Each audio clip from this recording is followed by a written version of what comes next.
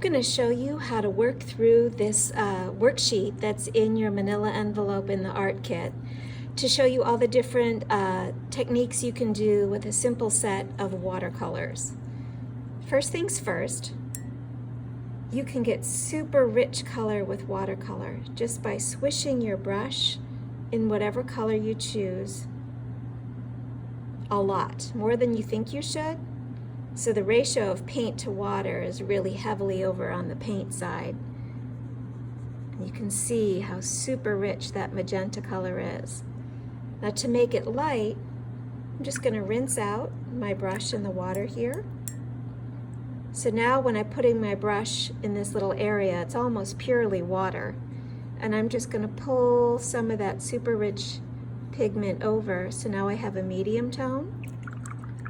Rinse out my brush again,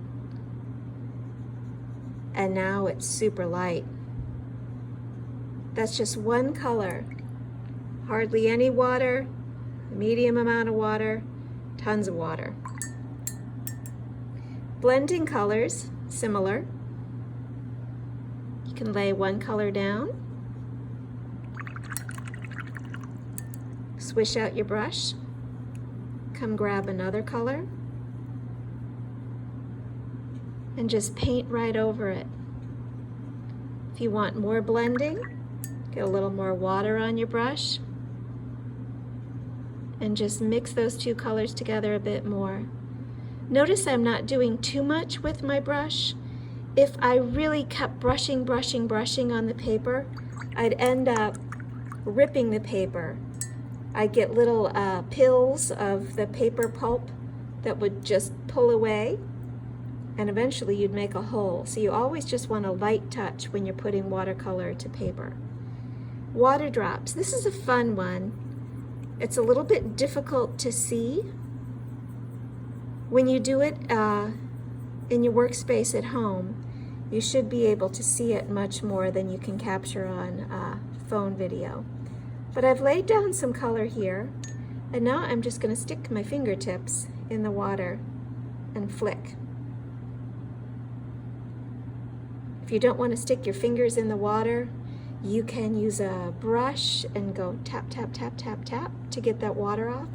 I think you can see it here. I've got like these beautiful little dandelion type shapes pooling up here. The next super fun one is salt. I've laid down some color. The trick to this one is to pour your salt on when it's still pooling with water here. You're not going to see the effect of this one just yet. Wait a few hours, brush off that salt when your paint is dry, and you're going to see these little white stars all over your pigment. Transparency. I already painted a little light yellow here, but I just want you to see that you can do a very light painting, let it dry, or a light area of color, and come on back. And then you can add another color over top of that, no problem. You can even make it pretty transparent where you can see a little bit of the yellow underneath. But as long as you're patient and you wait for one layer to dry, you can go back over with darker and darker colors. Tissue. This one you'll also see after it's fully dry. I'm laying down some color here, be adding a little water.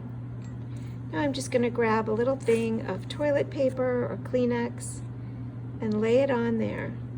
And as my paint dries,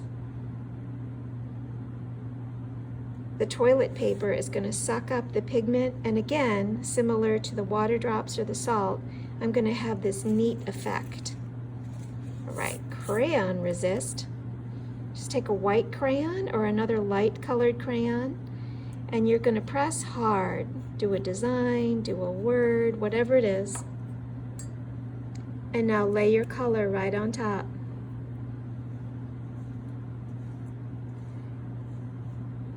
Wax resists water, so wherever that crayon is,